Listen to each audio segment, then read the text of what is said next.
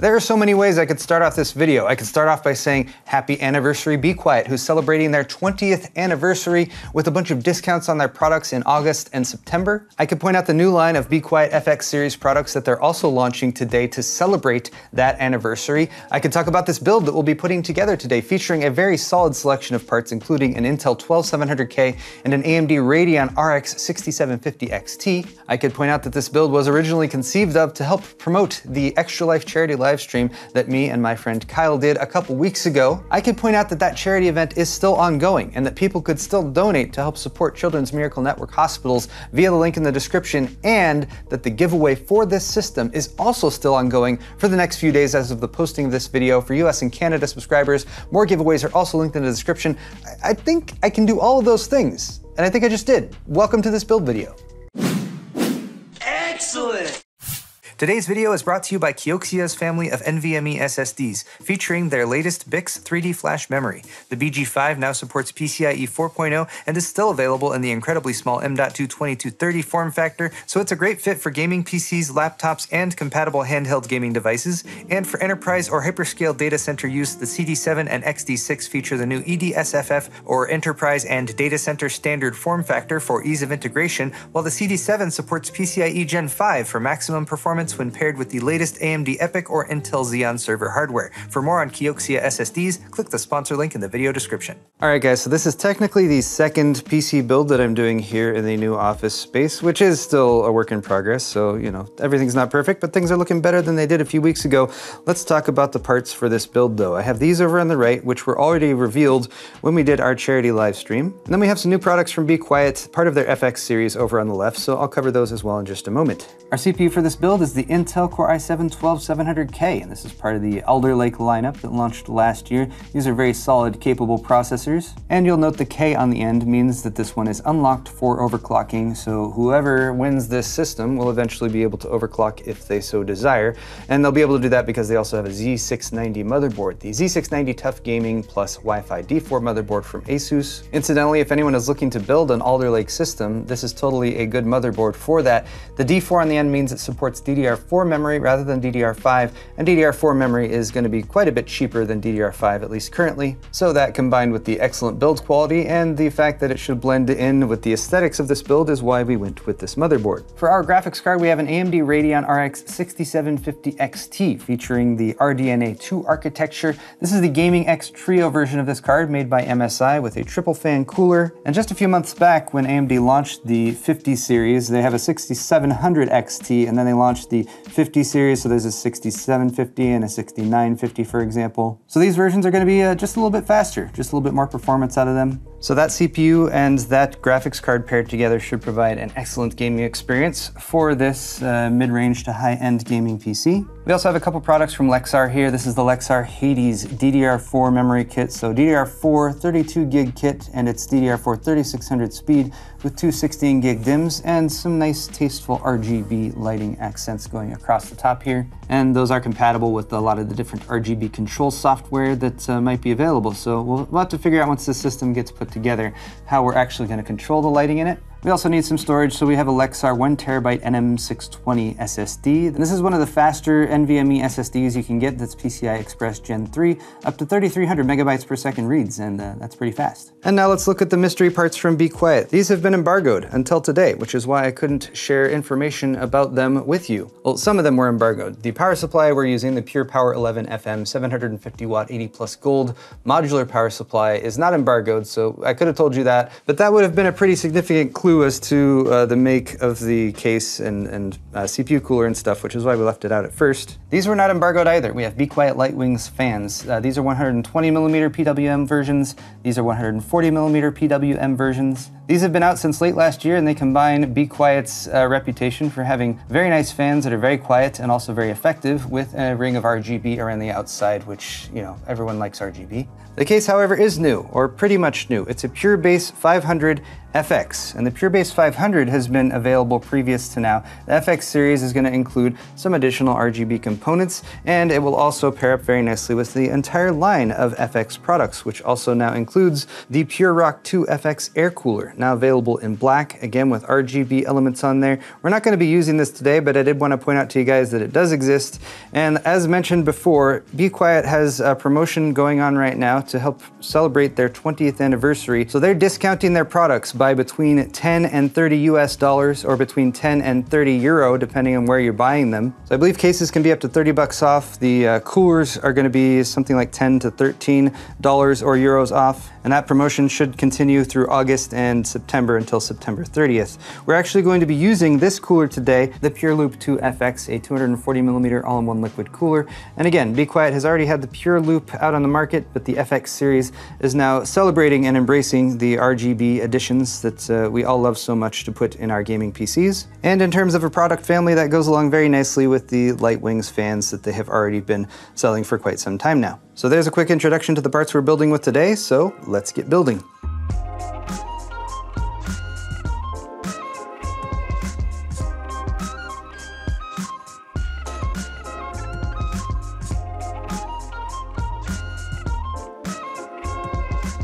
So let's take a closer look at this case, since this is a new case from Be Quiet, the Pure Base 500 FX. Now the Pure Base 500 has been out for a while. Standard Pure Base 500 is going to run you about $85 to $100 US. It does not have RGB accents along the front like this one does, but it does have much of the same internal layout and feature set. There's also the Pure Base 500 DX, which has also been out for a little while. That one does have this addressable RGB strip down the front, and then there's also one more addressable RGB strip that goes along the internal edge, or the top of the case, that's pre-installed along here. Lights and fans can be controlled by an integrated ARGB fan and RGB hub that's actually connected to the back of this piece right here. And the FX version of this case includes Light Wings fans instead of the Pure Wings fans that ship in the DX version. So that gives you even more RGB, even more lighting, and this one has three 120mm Light Wings fans at the front and then one 140 pre-installed at the back. I have more Light Wings fans. Be Quiet has sent over quite a few, but I've realized after opening this case up and looking at the current layout, and because we're installing just our 280mm radiator at the top, which also comes with two Light Wings fans since it's part of the FX series, we don't really need any more fans. So those extra boxes of fans that I showed you, I don't think I'm actually going to be using today. But I am told the retail price of this case, the FX version, will be 150 US dollars.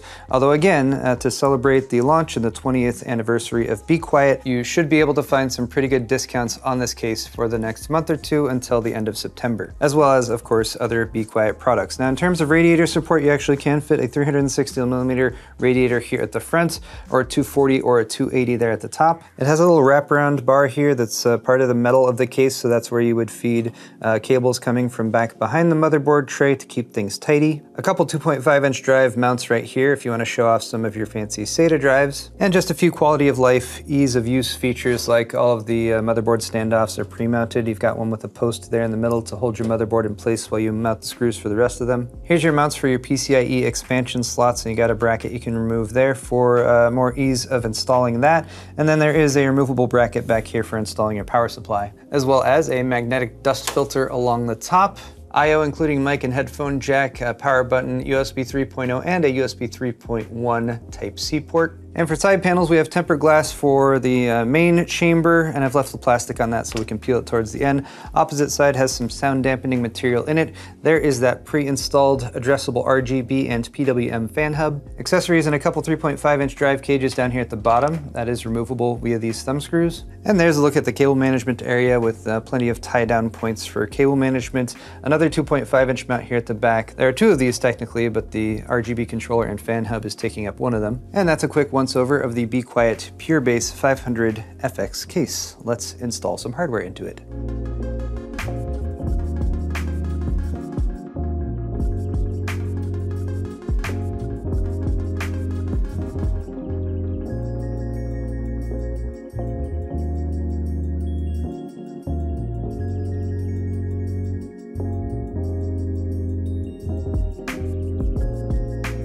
Before we install our configured motherboard into our case, it's a good idea to double check our cooling setup and how the cooler is going to mount to the CPU, because especially if you're using an aftermarket cooler, you might have a back plate or a bracket or something to install. We have the Pure Loop 2 FX, In case you're wondering, the MSRP for the 240mm version is $130, the 280 is $140, and the 360 is $155. Although again, there are discounts in August and September. Now the difference with the FX version here goes a little bit beyond just having the light wings fans. There's also a new and improved pump unit in this unit that supports PWM control, and Be Quiet puts the pump right here in the middle of the tubing rather than having it in the CPU block, because Acetech has a patent on that, and they're pretty aggressive about upholding that patent and enforcing it. So this is a nice way of getting around that, but that is also convenient sometimes depending on how you're mounting your all-in-one cooler. If your pump is in your block, you want to keep that from being the highest point in your loop so you don't have air collecting in there. So depending on your layout and your configuration, having the pump right here actually might be a better solution. Also, I am told we have addressable RGB illumination around the block itself rather than just a white light like the original. Beyond all that though, we're installing this thing, and I do appreciate that Be Quiet separates their Intel hardware and their AMD hardware. This is compatible with the latest Intel sockets, LGA 1700 as well as 1200 and prior. And for AMD you have AM4 support as well as AM5 support for the upcoming AM5 platform that has yet to launch. Fortunately, AMD maintained the same mounting standard for AM4 and AM5, even though they switched from PGA to LGA. So that'll be interesting to see, but we're doing Intel today, so I'm gonna mount this bracket behind here, of course following the instructions very carefully.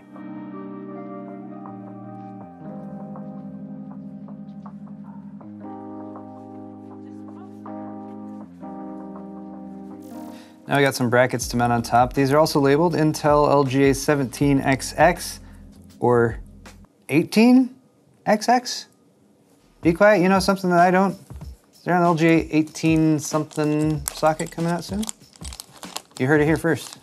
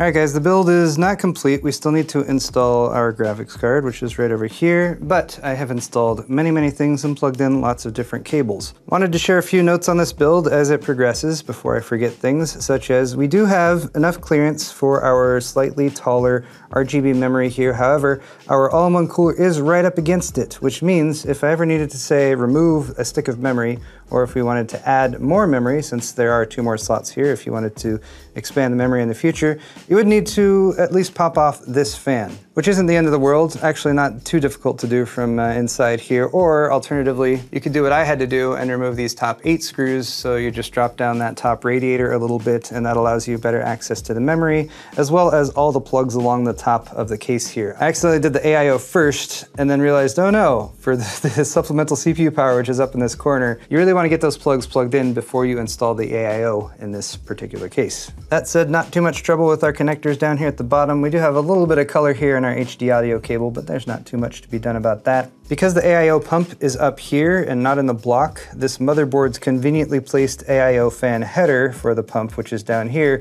is actually not in a good position to reach our cable. So I actually just fed it back and down along this channel to the bottom and then out here, so it's plugged into that header there. And here's our current cable management situation. Not the worst, not the best. It's kind of in the middle. Some stuff could be tied down a little bit more, but since we're still in the middle of the build process, I haven't gone that far. I do want to say that our little fan and RGB unit here has the perfect amount of headers to plug everything in. And that was very nice because there's a decent amount of RGB in this system, and it's all addressable. So we wanted addressable RGB headers for everything. There are 1, 2, 3, 4, 5, 6 connectors on here. And we have 8 things that need RGB connectors in here. 1, 2, 3 fans in the front, 4, 5 fans for the top, 1 for the back, the connector for our block unit there, and then 1 for the RGB strip that's hidden along the top of the case here. Fortunately, these 3 front fans are all tied together into 1 connector, so that left 5 more connectors for the remaining 5 parts. But now we proceed with the final step, installing the graphics card.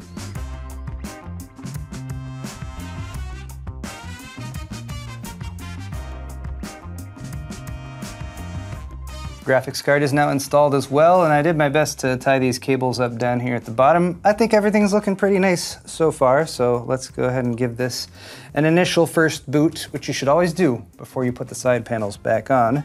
Let's see, the switchy switch goes like that. We have some RGB LEDs already lighting up, and the power button, if I wired it properly, should turn this system on. Ooh.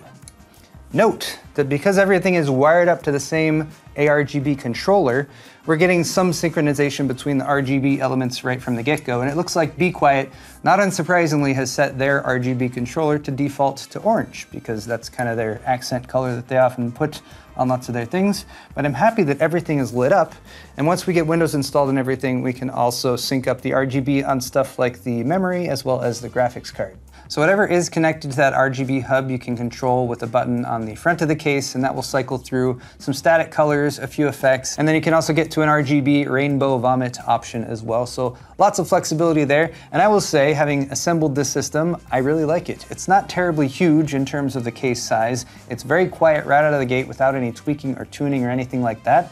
One quick correction for the fan and RGB hub, I actually wasn't able to wire everything up to it directly. I ended up being 1 header short because those 3 fans actually do all connect to it directly, and then there's a dedicated plug that controls the RGB strip across the top, as well as the 2 RGB accents on the front of the case. As a result, I did need to get 1 ARGB splitter in order to get everything connected, but after getting that wired up, everything worked just fine. But a few reminders before I go. One is that this system is still up for giveaway. That's only open for I think 2 or 3 more days after this video goes live, so feel free to enter that if you're in the US or Canada. And also, if you're able, our Extra Life charity fundraiser is still open, so any donations that you're able to provide to that is also for a very good cause. Help support Children's Miracle Network hospitals, specifically the Children's Hospital Los Angeles. And if you're not located in the US or Canada, check out the live stream because there's actually several giveaways attached, and there's a few that are available internationally. One last reminder that to celebrate the Be Quiet 20-year anniversary, a bunch of Be Quiet products are on sale, and I'll post links to the products I used today